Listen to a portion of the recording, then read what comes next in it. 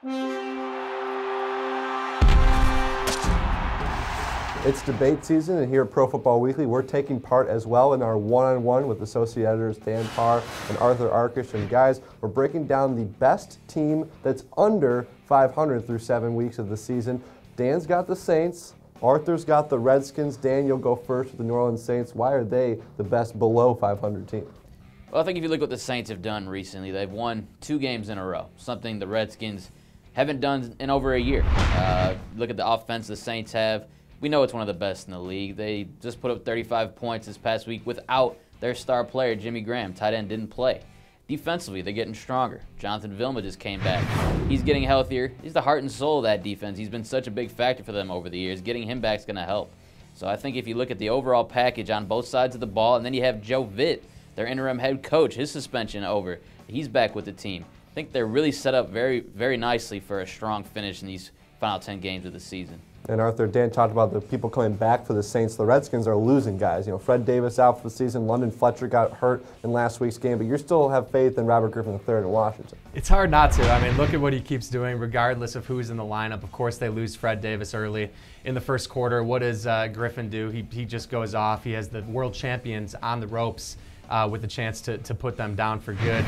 Obviously, a Madu Williams gaff in coverage prevented them from getting that win. But when I look at the Redskins, I just see a team that has been in every game this season. They have played tougher competition than the Saints for sure, and they haven't had a loss by more than a touchdown yet. Griffin is finding ways to keep them in games. You talk about some of the losses. You can go back all the way to week 2 when Arakpo and Carricker both go down. You figure that's a death sentence for this defense. Have they been good? No, but they've been better than the Saints, who Dan says is showing improvement, yet they allowed 513 yards to the Buccaneers last week. So I think that there are steps in the right direction. The coaching has been better, and for me, they're just a better team from top to bottom right now. You know, normally an argument like this would be kind of like the tallest mountain in Kansas type argument. We're talking about below 500 teams and which one's the best. But when you look at the NFL this season, there's a lot of teams around 500 just below that easily have a chance. Not many teams running away with things. And Dan, that's why I asked you about the Saints. That's a tough schedule they got coming up, and they still got to play Atlanta twice. Some of these teams might continue to get better. And as Arthur mentioned, a little concerned. I know the defense is getting better, but they gave a lot of yards to Tampa Bay. Yeah, well, we're not really here to discuss, I don't think, whose schedule is tougher going forward. I haven't looked into that enough to tell you right now, but I can tell you that since the Redskins beat the Saints in Week 1, the Saints are 2-3. The Redskins are 2-4. You mentioned some of the injuries that they've gone through. They've been weakened. Fred Davis, one of the top targets for Robert Griffin III, not coming back. You look at Adam Carricker, you look at Brian Arakpo, their best pass rusher, not coming back. Saints, on the other hand, they're getting stronger. Jonathan Vilma's coming back. Jabari Greer back. These two players were not available when the Saints lost to the Redskins in Week 1. David Hawthorne, a linebacker that they signed in the offseason, missed some time. He's coming back.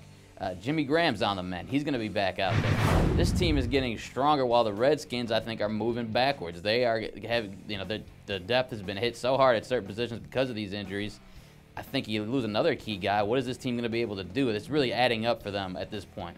And Arthur, I'll give you your chance to rebuttal, of course. But the thing with the Redskins, how long can Robert Griffin III really do this for him? And we saw Cam Newton do it all season last year before someone found a way to stop him. But can RG3 do that? And what about Alfred Morris? I mean, he's third in the league in rushing right now, but is that really going to continue? Are teams going to start to figure this offense out? That might be my concern about Washington. Well, I'll tell you what, it was Justin Tuck last week who said that he was bummed out that Robert Griffin ended up in his division, that he takes a little bit of the fun out of the game because he's just his ability to make plays even after it seems like the play is over. So I'm not sure there's any signs of Griffin showing down, but I have to go back to one thing that Dan said, and that's about players who aren't coming back for the Redskins. One person that we know that is not coming back for the Saints, obviously, is Sean Payton.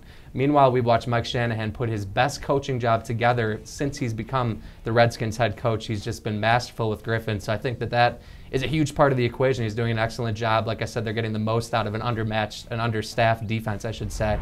And Alfred Morris, you hit on him. That's another area where the Saints clearly don't have the same type of balance. We've seen what the Redskins have been able to do on offense, both through the air and on the ground. There's no Alfred Morris on the Saints right now that's going to be able to help them get more balance. Yeah, you look at the Redskins, certainly surprising people with their start, and the Saints surprising people in the other direction. I think people expected some bumps and bruises with the whole bounty scandal, but nobody really expected a 2-4 start. Another team that you could probably throw in this argument, the Detroit Lions. Obviously, they didn't look good on Monday Night Football, but there's still plenty of talent on that team, as is some of the other teams under 500. So which team do you think? Do you agree with Arthur? The Redskins Redskins are the best under 500 team, or do you go with Dan and the Saints? Let us know on our YouTube channel and head to our website at profootballweekly.com.